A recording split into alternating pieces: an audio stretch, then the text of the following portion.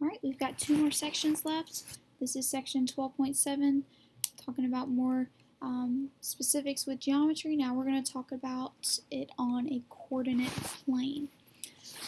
Number 1, how will we solve the absolute value of -3 minus 5? Remember, we need to solve the inside first, so -3 minus 5, that's -8, and then the absolute value of -8 is +8. And then 7 minus 3 is 4, absolute value of 4 is just 4 as well. How far apart are the points 4 and -3 on the number line? Well, if it helps to draw a number line, how far apart would, here's -3, and here's +4, so 3, 2, 1, 0, -1, -2, -3. How far apart are they? Well, from 4 to 0, that's 4, and from -3 to 0, that's 3. So they are 7 points away from each other. And what's the average of 4 and -3? How do you find the average of two numbers? Well, you add them together and you divide them by how many numbers I have. So 4 plus -3 divided by 2. That would be 1 divided by 2, which is 1/2, or 0.5. That's the average. What is the Pythagorean theorem? Do you remember it? Okay. In a right triangle, that's the key, the sum of the squares of the legs equals the square of the hypotenuse, and this is how we write it. A squared plus b squared is equal to c squared. The sum of the squares of the legs equals the square of c is the hypotenuse. So here we go. If I have a graph here, and I have segment CD and segment AB, and I said, okay, what's the distance between these two segments? That would be easy, because this is 3, 1, and this is 7, 1. So it's 1, 2, 3.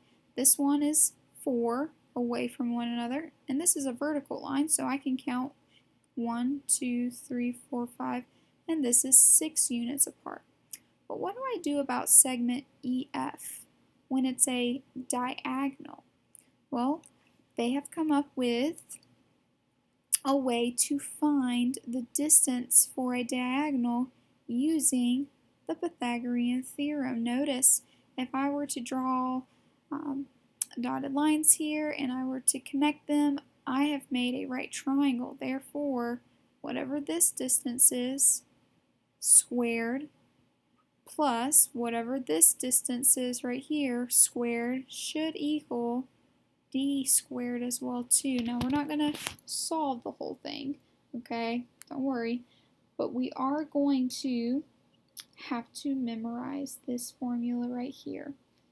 You can find the distance between any 2 points, between any 2 coordinates, by using this distance formula right here. So star it, highlight it, write it down. You will need to memorize this.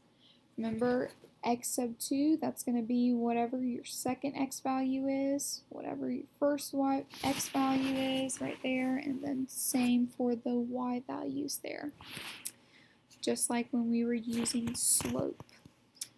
So the distance formula. All right, here we go. I'm going to write the distance formula up here because we're going to be using it. X sub 2 minus x sub 1 squared plus y sub 2 minus y sub 1 squared as well. Here we go. Find the distance between these 2 points. I'm going to label them. This is going to be my x sub 1, my y sub 1. This will be my x sub 2 and my y sub 2. So here's the formula. Distance is equal to that. Plug in your values. My second x, oh stink, they used this one as the second one. Alright, well let's change that then. So these are my x sub 1s and y sub 1s, and these are my 2's. So here we go.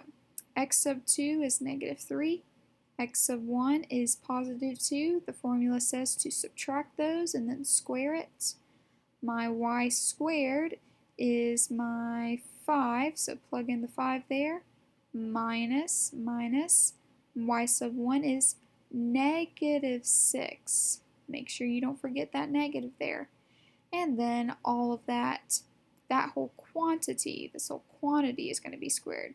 So let's simplify. That's -5 squared plus 5 plus 6 is 11. 11 squared, that's 25 plus 121, which is the square root of 146. Now, can I simplify that? Ask yourself, is there a perfect square inside 146 that I can simplify or reduce it down to? Well, 12.1 units would be if you were to throw it in your calculator, but let's see. Is there a perfect square in 146? I do not know. It is not looking like it. No, there's not. So the square root of 146 is the distance, but it said to round to the nearest tenth, so you would want to plug that into your calculator and round it off to 12.1. Alright, why don't you pause the video here and you try these two. Find the distance between them. Alright, number 1, you should have gotten about 15.3. And number 2 should be 9.9 again. Label your points. If you did this one as x sub 1, y sub 1, x sub 2, and y sub 2, and plug them into your formula, and you should get the right answer every time. Alright, lastly, let's talk about finding the midpoint of segments. Again, if I have a vertical line or a horizontal line, I can easily find the midpoints there. So that's 1, 2, 3, 4, 5, 6, 7, 8, 9, 10. The whole segment is 10. So what would be the midpoint? It'd be right here at 5. Alright, and same here for vertical line, but what about a diagonal? You can't find the midpoint by just looking at it, which is why we have the midpoint formula. Memorize this. So distance formula and the midpoint formula, you will need to memorize these. If we have any 2 points, I can plug those points in to this formula right here, and I can get one coordinate. Notice, this is the whole x, this will be my x value of the coordinate, and this will be my y value of the coordinate. Let's do an example. -8, -2, and -1, 5. I want to find the midpoint between these 2 points. If you wanted to, you could draw a coordinate plane, and you could graph these. So this would be -1, 2, 3, 4, 5, 6, 7, 8. Somewhere around here, this is your line. You're trying to find what is the midpoint of this diagonal line. So here's my formula. X sub 1 plus y sub 1 all over 2. X sub 2 plus y sub 2 all over 2. Let's plug in our formula. So this is my x sub 1, my y sub 1, x sub 2, and y sub 2. So x sub 1 is -8 plus x sub 2 is -1. This is going to be my first coordinate. Okay, notice the comma right here. -2 is my, this should be, oh, excuse me. Let's see here. They did this. I think they did this incorrect because this should be -8 plus, this should actually be your y sub 1, which is -2, and then this should be your x sub 2, which is oh, you know what? Nope. They have the formula wrong on this PowerPoint. I am so sorry, guys.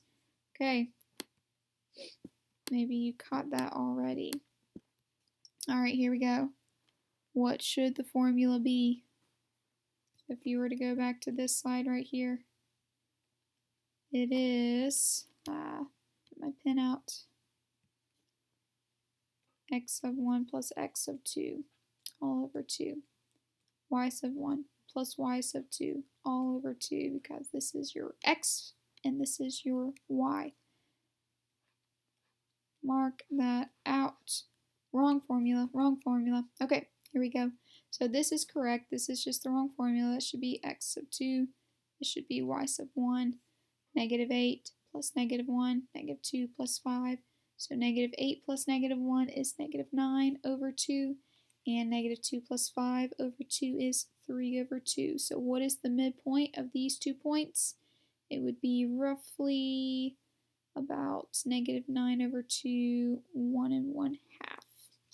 All right, I'll do one of these examples with you just so that we're clear on what the midpoint formula is. So here's the midpoint formula, x sub 1 plus x sub 2 all over 2, comma, y sub 1 plus y sub 2 all over 2. Here we go. This is my x sub 1, my y sub 1, x sub 2, and y sub 2. So let's plug in our formula, plug in our values into our formula. That's negative 6 plus 0 all over 2, and then 8 plus 4 all over 2. Negative 6 plus 0 divided by 2, that's negative 3. 8 plus 4 divided by 2, that's 6. So the midpoint of these 2 points is negative 3, 6. Go ahead and pause the video and you try numbers 2 and 3. Should have gotten 2.51 and then 3, negative 4. Let's find the length of each side and then the midpoint of each diagonal. So I've got a parallelogram. I'm going to draw the parallelogram up here. So I've got, well, it actually tells me where they are specifically. So 3, 0, let me pull out my coordinates. So 1, 2, 3, there's point A, and then B is going to be 3, 4, 5, 6, 7, 1, so 7, 1, and then 7, 1, 2, 3, 4, 7, 4, and then 3, 3. So here is my parallelogram. Alright, a little lopsided there. This is A, this is B, C, and D. Alright, well, AD and BC, those are going to be easy to find because these are both vertical lines, correct? They are going straight up and down. Notice we've got 7 and 7, 3 and 3. So these are both vertical lines. Therefore, what's the distance between AD, A and D? It's going to be 1, 2, 3, 3 units. And then for B and C, again, I can count the units there. 1, 2, 3 as well. So that was easy. What gets more difficult is when we have to find the distance between C and D and A and B because those are diagonals. So what do? We have to use our distance formula. Again, the distance formula isn't written here, but we've just plugged in the value. So we're finding the distance between C and D. So for the first one, we're going to be using these points right here. And we can label them. Alright, and then plug in your values. So we've got, they did it again. They did this one as x sub 2, and this one as y sub 2, and then x sub 1 and x sub 1. Sorry, guys. So x sub 2, 7 minus x sub 1, 3 squared plus y sub 2 of 4, and y sub 1 of 3. Simplify that out. And they get the square root of 17, which is roughly about 4.1 units. So this is the distance between points C and D on our previous slide. And then we want to find the distance between A and B. So now we're going to be using these coordinates right here. And let's label them. Here's x sub 1, or excuse me, x sub 2, y sub 2, x sub 1, y sub 1. So x sub 2 is 7 minus 3 squared plus 1 minus 0 squared. Simplify that to 16 plus 1. and it also is going to be about 4.1 units. So we found the distances of between all of the points on the parallelogram. Now we want to find the length of the midpoint of each diagonal. So the midpoint between A and C, remember this was what our parallelogram something looked like. So we're going to find the diagonal. So this was A, B, C, and D. So the first diagonal is going to be AC. What's the midpoint of that? Well, we're going to use the points for A and C, plug it into our midpoint formula, and the midpoint of the diagonal AC is 10 over 2, 4 over 2, which you can reduce down to 5, 2.